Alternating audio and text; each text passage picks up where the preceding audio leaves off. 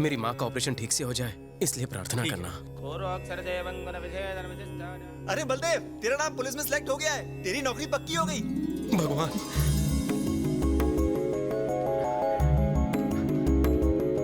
मामा जी, आप यकीन नहीं करेंगे, मुझे नौकरी मिल गई मामा जी। मामा जी,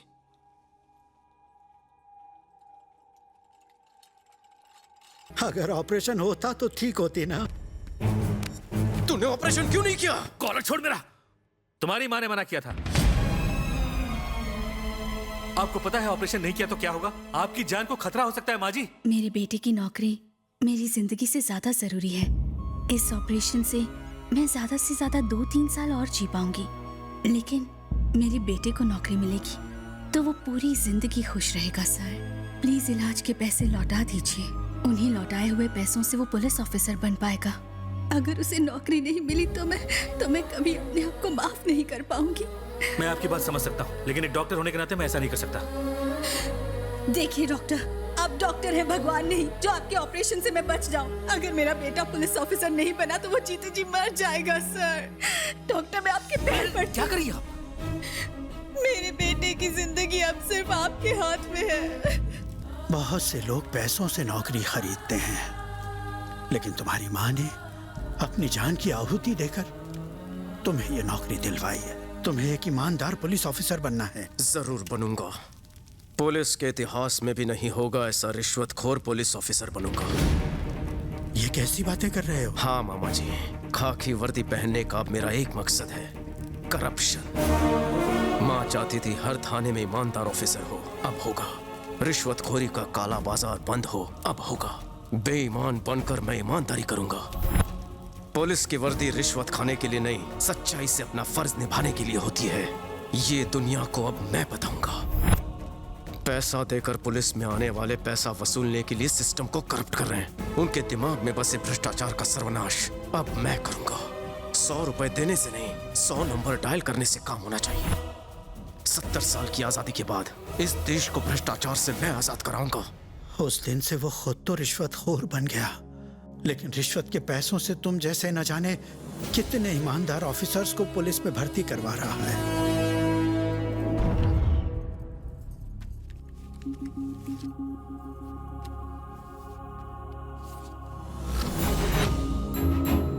बलदेव, उसने अपना ट्रांसफर इस शहर में क्यों करवाया है पता है? उन 574 ऑफिसर्स में से एक ऑफिसर गौतम भी था, जिसकी फैमिली को बेरहमी से मारा गया। और उन कातिलों का खात्मा करने के लिए ही उसने यहाँ कदम रखा है। उन्हें अंजाम तक पहुंचाना ही उसका मकसद है। उसने कत्ल के चश्मदीद गवाह तिवारी को भी ढूंढ निकाला है। बलदेव सहाय एक नए युग की शुरुआत करेगा, जिस युग में ना तो करप्शन होगा ना ही झूठ। पावर कैसे हासिल किया जाता है और कैसे इस्तेमाल किया जाता है, बलदेव दुनिया को बताएगा।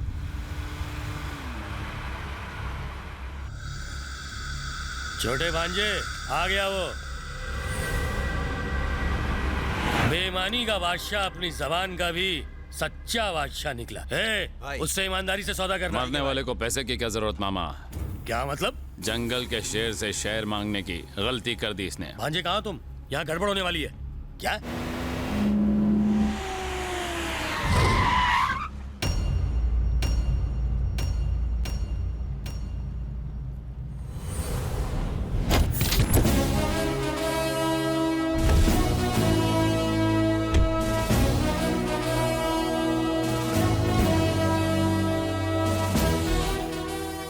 सर, यहाँ मुझे कहाँ ले आए? सर, वो मुझे मार देगा। सर, मुझे यहाँ से ले चलिए। सर, प्लीज, मैं आपके हाथ जोड़ता हूँ सर, ये मुझे मार देंगे। सर, ले चलिए।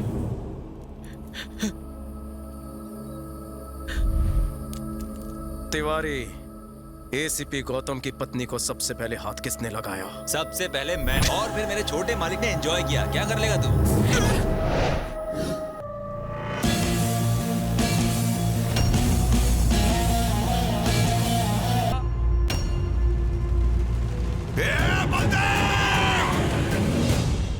नहीं छोड़ूंगा।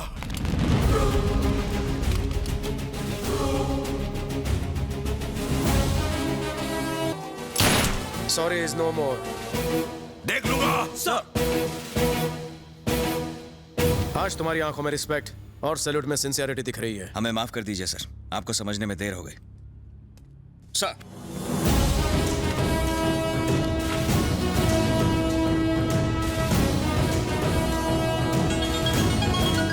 Guys, I'm waiting for your report. Report is ready sir. Baldev Sahay बेकसूर है। What? जी हाँ सर, वो एक सच्चा और ईमानदार ऑफिसर है। ऐसा ऑफिसर जिस पर पूरा पुलिस डिपार्टमेंट गर्व कर सकता है सर। हमें उसके साथ काम करने का मौका देने के लिए शुक्रिया सर। बंगाल टाइगर किसी जू के पिंजरे में नहीं, कलकत्ता के काली घाट में एसीपी की ड्यूटी बजा रहा है। पागल हो गए तुम लोग? दिमाग खराब हो गया है? सच कह रहा हूँ सर, मैं अपनी आंखों से देख रहा हूँ। बलदेव सहाय ही रॉयल बंगाल टाइगर है सर।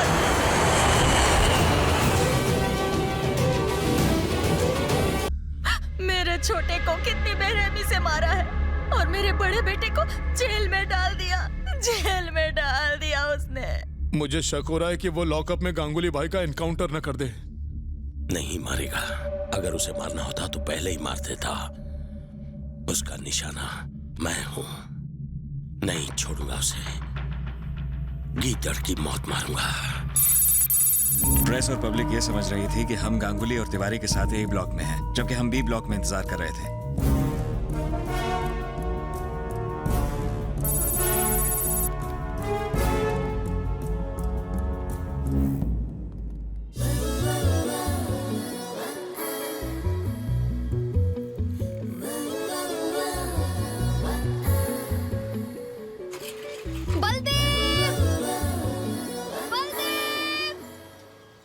कैसे हो कांस्टेबल साहब? 3 ऑफिसर भांडा कैसे फूटा? सिर्फ उन्हें ही नहीं, हमें भी सच का पता लग गया है सर। पीछे हटिए, पीछे हटाओ इन्हें। चलिए सब लोग यहाँ से निकलिए, पीछे हटिए। 1 सेकंड प्लीज। हाँ मैडम बोलिए। मुझे आपके साहब से मिलना है। Commandos sir.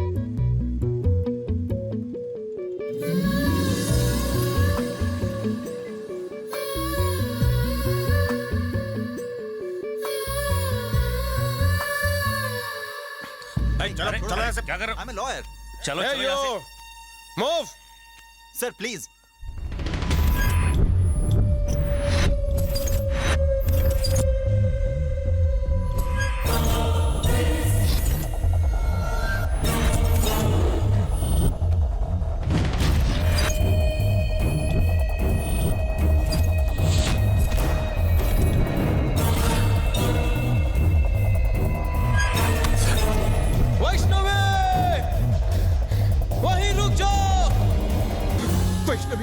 वैष्णवी, मुझे आज ही असलियत का पता चला कि तुम ही बलदेव सहाय हो।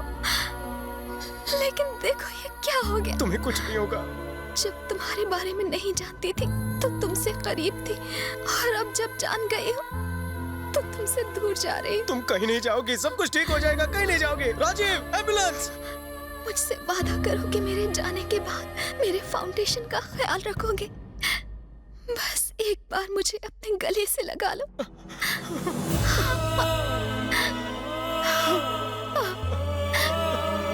I love you.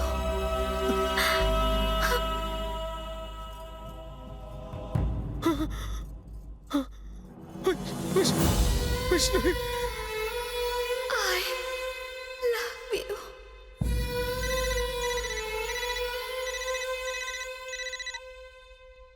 बारूद पर बैठकर चिंगारी से नहीं खेलते। तुम्हारी माशुका, तुम्हारे मामा जी और मेरे खिलाफ जो सबूत इकट्ठा किए थे, वेंकट उसे हमें बेच चुका है। वेंकट? ना गवाह रहे ना सबूत। मेरा भाई कोर्ट जाएगा तो जरूर, लेकिन बाइज्जत बरी होगा। मेरा चैलेंज है, गेट रेडी। अगर तेरा भाई कोर्ट ही ना पहुंचे तब क्या होगा? गांगुली के कोर्ट जाने से पहले हमने उसे किडनैप कर उसे पास रखकर पूरे कोलकाता के सामने जयवर्धन को एक्सपोज करने का प्लान बलदेव सर का ही था। मगर इस मिशन में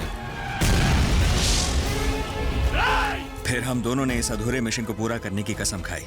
इसलिए हमने धमकी देकर जयवर्धन को रिजाइन करने को मजबूर किया, लेकिन उसने मीडिया के सामने ड्रामा किया और किसी तरह बच निकला। इसी बीच जयवर्धन तुमसे मिला और तुमने गांगुली को उसके हवाले कर दिया और पूरे प्लान को बर्बाद करके रख दिया। हेलो, क्या 50 किलोमीटर दूर मुख्यमंत्री के फार्म हाउस पर पुलिस की मदद से जयवर्धन ने अपने भाई गांगुली को गिरफ्तार करवाया। गांगुली भाई के गैर कानूनी धंधों के पीछे सीएम का हाथ है, इसकी पुष्टि हो चुकी है। आज तक जिस सीएम की ईमानदारी की मिसाल दी जाती थी, उसका असली चेहरा लोगों के सामने आ गया है। इस घटना की वजह से पूरे शहर में दंगे फसाद हो रहे हैं। सीएम साहब को हिरासत में ले लिया गया है। जयवर्धन ने भी अपनी पार्टी से इस्तीफा दे दिया है और अपनी खुद की नई जय जनता पार्टी शुरू करने की घोषणा की है। और उन्होंने ये भी कहा है कि वो सीएम पद के लिए खड़े होने वाले हैं। आप हमारे साथ बने रहिए और देखते रहिए AGN न्यूज़। अगर वो कमीना जयवर्धन सीएम बन गया तो पूरे शहर में आतंक और भ्रष्टाचार फैल जाएगा, और अगर ऐसा हुआ तो बलदेव सर का सपना कभी पूरा नहीं होगा। सपना जरूर पूरा होगा। मैं बलदेव का सपना पूरा करूंगा। जयवर्धन जिस सीएम पोस्ट को हासिल करने का ख्वाब देख रहा है, जिस पावर के लिए उसने मुझसे गलत काम करवाए, वो पावर मैं उसे हासिल नहीं करने दूंगा। आज तक जयवर्धन बेईमान पुलिस ऑफिसर्स के सहारे ऊंचाई तक पहुंचा है। बेईमानी के साम्राज्य तक जाने वाली उन सीढ़ियों को मैं आज जड़ से उखाड़ कर फेंक दूंगा।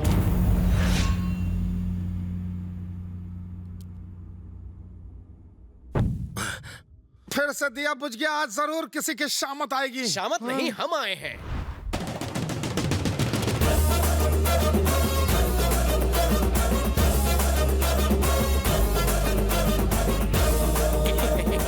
आपके आशीर्वाद और आपकी कृपा से मैं बच गया। मेरी लाइफ तो छितर-बितर कर दी थी, है ना टट्टू? अगर बच गया है तो यहाँ फिर मरने के लिए क्यों आया? मैं आपकी गलत फैमिली दूर करने आया हूँ। अरे बलदेव मरे या गांगुली, मैं क्यों करूँ उंगली? आपकी दी हुई खाकी अगर बदन से चिपकी रही तो मैं पूरी जिंदगी काव करके आपके सर पे मंडराऊंगा। क्या बोलते हो माता जी? हम कौओं पर तो भरोसा कर लेंगे, पुलिस वाले पर बिल्कुल नहीं। एक बार सोचिए सर, ये असली पुलिस वाला थोड़ी है। इससे पदवी देंगे तो आपका कुत्ता बनकर रहेगा। वैसे भी इलेक्शन आ रहे हैं, जैसे ही छू बोलेंगे भाव भाव करेगा। मुझे इस पर विश्वास नहीं। जानता था आप विश्वास नहीं करेंगे, इसलिए प्राणों से भी प्यारी चीज मैं आपके पास गिरवी रखता हूँ। गिरवी? हाँ। ऐसा क्या है वो? मेरी जिंदगी है वो, जिगर का टुकड़ा, मेरे दिल की धड़कन, मेरी बहन के पति।